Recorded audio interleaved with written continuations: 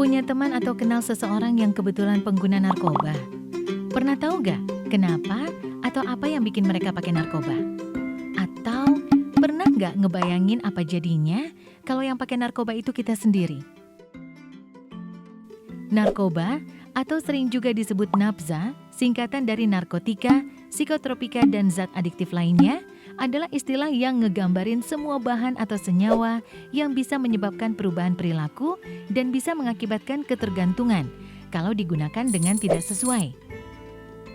Penyalahgunaan narkoba bisa membuat kita kecanduan, yang akhirnya bikin kita terus-terusan mengkonsumsi narkoba dengan jumlah makin banyak pula.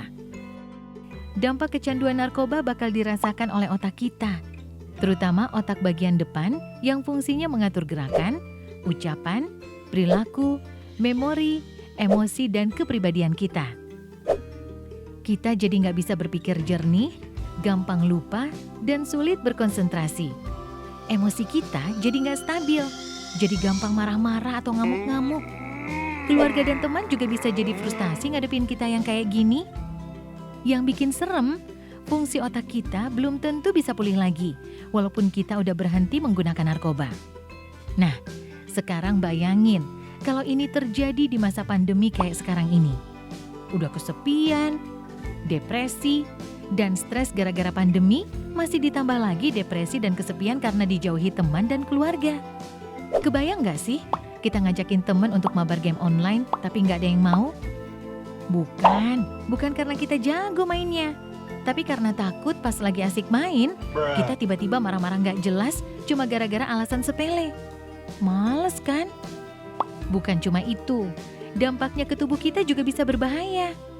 Beberapa hasil penelitian bilang kalau penyalahgunaan narkoba bisa berdampak pada penurunan kekebalan tubuh kita. Akibatnya, tubuh jadi lebih gampang terserang virus, seperti virus corona yang lagi rame-ramenya sekarang ini. Makin serem kan? Nah, setelah tahu dampak negatif narkoba, terus gimana dong caranya supaya kita nggak kejerumus menyalahgunakan narkoba, terutama di masa pandemi seperti sekarang ini? Menurut survei, banyak teman-teman yang menggunakan narkoba gara-gara mereka merasa kesepian dan gak punya teman. Jadi mereka gak punya tempat curhat saat stres. Jadi, menjalin hubungan pertemanan yang sehat itu penting banget buat ngebantu kita menghindari narkoba. Nah, di masa pandemi kayak sekarang ini, gimana kita bisa tetap menjaga hubungan dengan teman-teman kita? Padahal ketemu aja sulit. Ya, banyak caranya. Misalkan, sekali-sekali video call sama teman-teman. Bisa sekedar nanya kabar atau ngebahas film terbaru. Atau bisa juga ngajak teman-teman untuk main game online bareng. Atau bikin sesi julid. Maksudnya diskusi bareng di grup aplikasi chat bareng teman-teman. Atau bisa juga bareng teman-teman di tempat kerja ngelakuin aktivitas bareng di luar rumah seperti goes bareng. Tentu sambil tetap ngikutin protokol kesehatan ya. Terus, kalau teman-teman kita lagi sibuk dengan pekerjaan dan belum bisa diganggu, gimana dong? Nah, jangan lupa, kita masih punya teman yang jaraknya nggak jauh dan bisa kita ajak ngobrol kapan aja, yaitu keluarga kita sendiri. Masa pandemi ini bisa jadi kesempatan bagus buat kita untuk menjalin komunikasi yang lebih hangat dengan anggota keluarga. Misalnya, dengan kakak atau adik, atau dengan orang tua kita. Selain itu, masih menurut survei, banyak juga teman-teman yang menggunakan narkoba gara-gara iseng dan nyoba-nyoba. Berarti, kita harus berusaha supaya jangan ada waktu nganggur atau bengong yang bisa bikin kita jadi iseng pengen nyobain narkoba.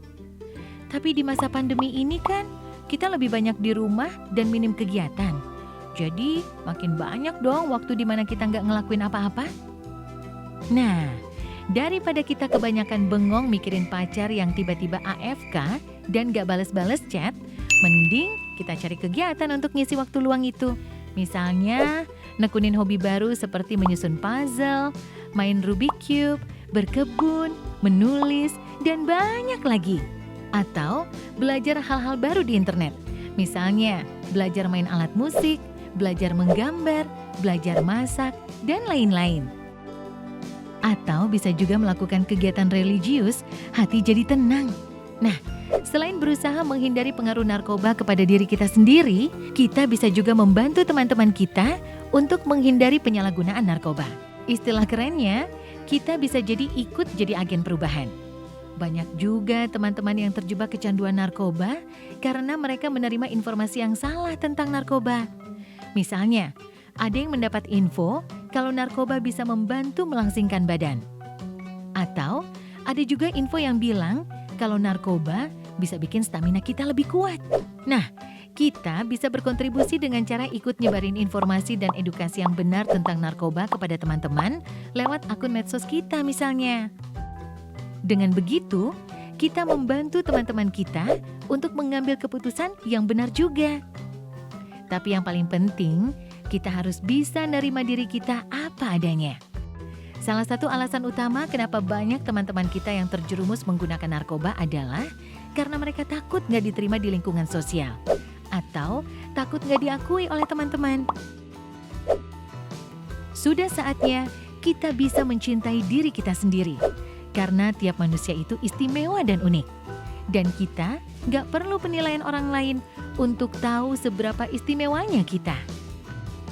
Kita bisa jadi keren tanpa harus selalu ikut-ikutan orang lain kok. Jangan takut untuk bilang enggak sama teman-teman kita yang nawarin kita untuk pakai narkoba. Dan gak usah takut kehilangan teman gara-gara itu. Teman yang baik pasti akan ngedukung kita ngelakuin sesuatu yang baik juga. Dengan menerima diri kita sebagai individu yang istimewa dan punya kelebihan dan kekurangannya sendiri, kita jadi tahu gimana cara membuat hidup kita lebih seru dan menyenangkan tanpa harus menggunakan narkoba. Tentu, sambil terus menjaga hubungan yang sehat dengan keluarga dan teman-teman kita, karena mereka adalah pendukung utama kita dalam menghadapi setiap masalah, seperti kita juga bagi mereka.